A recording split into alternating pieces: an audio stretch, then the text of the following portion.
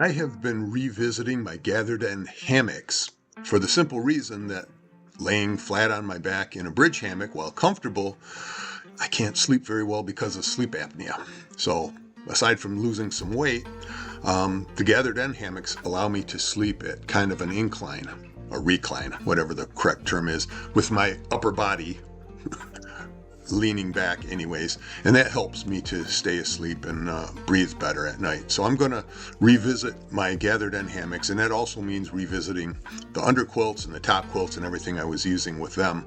And I've been looking at some of my old videos about the Ayamaya underquilts that are supposed to be for winter use, and I wasn't really happy with them. Part of the problems that I was having is I was so new to hammocking, a lot of my systems weren't perfected yet. I didn't even have the ridge line really set up properly, and trying to learn how to hook up everything and keep the lines from getting twisted around and tangled was kind of a hassle. Then you add on the fact that at certain points I didn't have a top quilt. I was trying to use sleeping bags, and it just didn't work. So I think I've got a little bit better system now with the underquilts and the overquilts, the top quilts.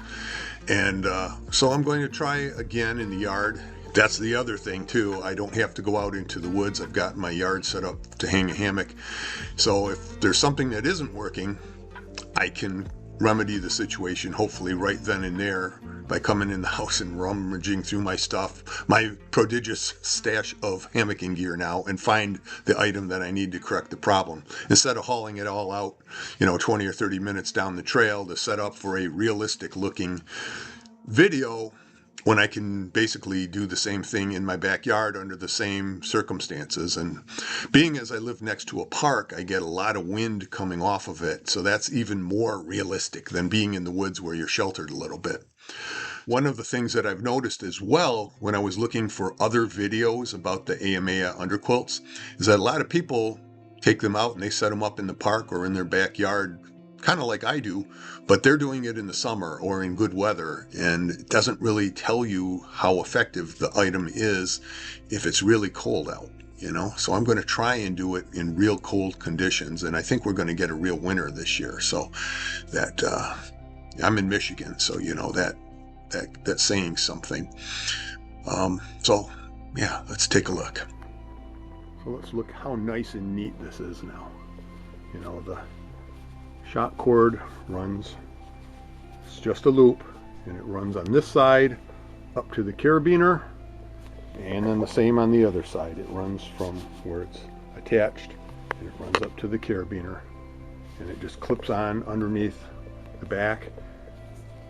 The ridge line is there, out of the way for the most part, and this stuff stays nice and relatively untangled. And if something does get tangled up, which does happen from time to time, it's just simple to unhook the underquilt and kind of everything goes into place. Sometimes you have to twist around the fabric to get it where you want, but it's not a big deal. When I first got these, I was trying different suspensions, and as I recall, it was like a one-piece suspension that went all the way around and then crossed over here, and that just made it so much more difficult.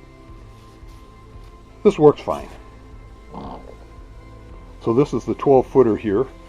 It's a little more difficult to see because this is the green underquilt and I have the green hammock, so they contrast poorly with each other. But this one's attached a little different than the other hammock. It's just basically a single piece of shot cord that goes up to the carabiner and then comes back on this side. And then once again, we have our little control piece there to just keep it together. And again, easily removable ridge line. Both ends are the same. And all of this material that was tangled up a few years ago when I was trying it the other way is now much more neat and available for use, as it were. And this little bit of cordage here just holding them together on top of the hammock. I saw that on somebody else's YouTube video, and I can't remember who it was. I'd give him credit if I could remember. But that's why it's always a good idea to see what other people are doing. You get these cool little ideas that you didn't necessarily wouldn't have thought of yourself. Temperature is around 30 degrees, partly sunny today. Things are starting to melt a little bit. A good example of why I like synthetic insulation over down. All right, we're in here more or less. I'm in here, as you can see. So just got in, warming up quickly. I'm not going to shoot too much with the camera because the batteries don't last very long, especially in the cold.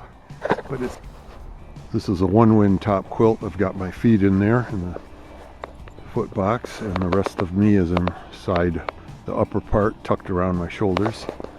And the Ayamaya Underquilt so far warming up nicely. There's a few cool spots, but they're the kind that feel like they're going to warm up.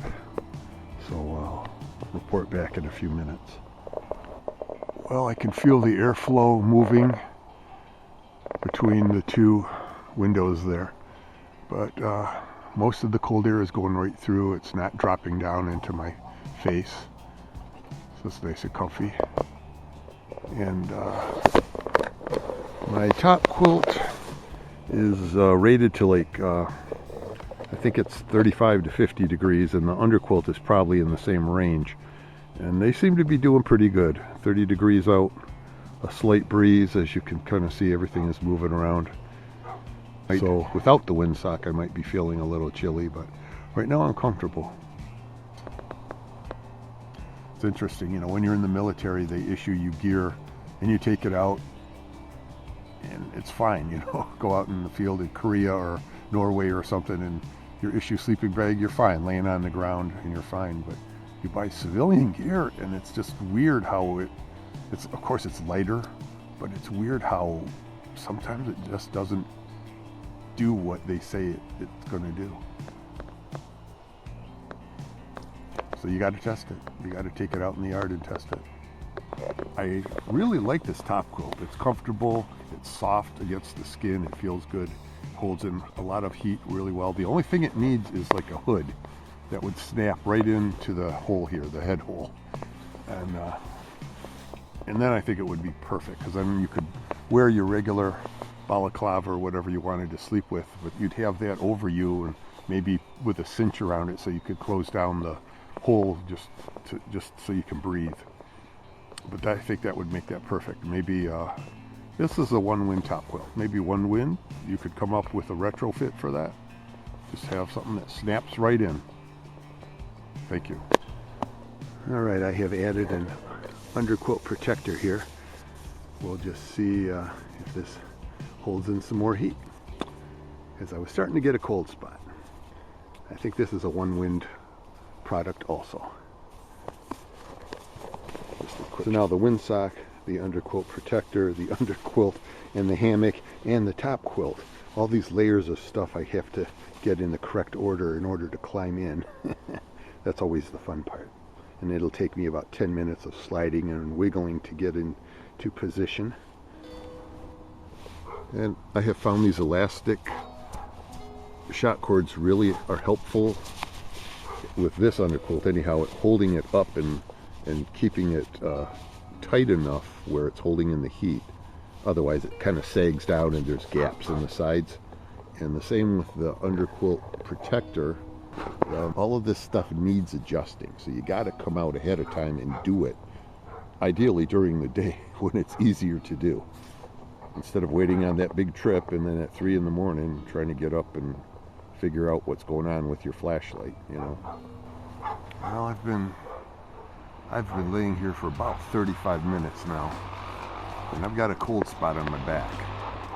The top quilt is doing pretty good. That underquilt is just we're on the bottom range of it for both the top quilt and the bottom quilt. We're on the bottom of the temperature range for both of them, but that underquilt, it's just not hacking it.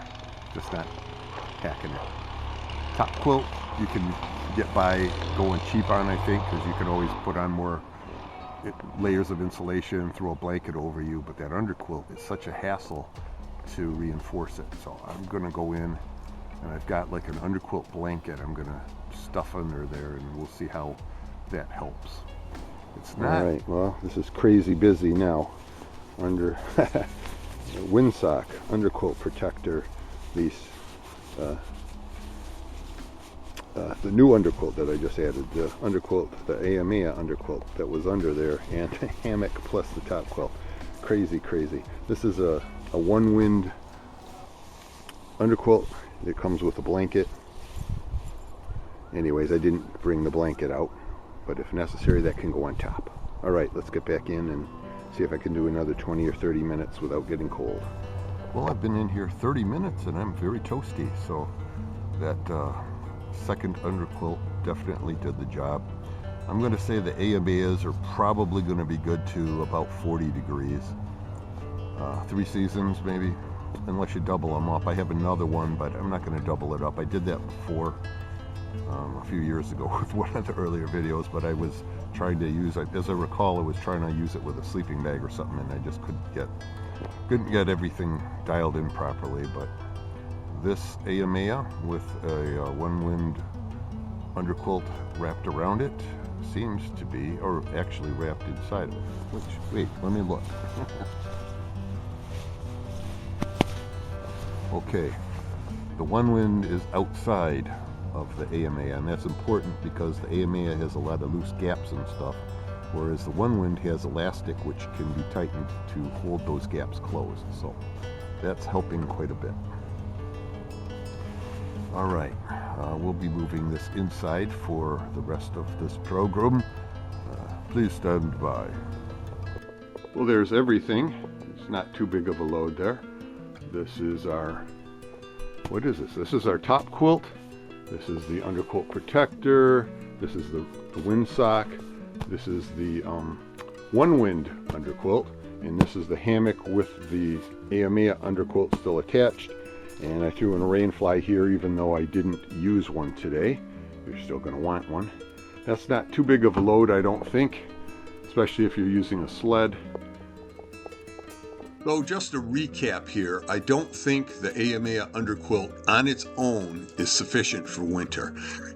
Even if you double it up with another Ayamaya, they don't have the elastic around the hems, so they have gaps and openings that let air in, and it's hard to close them.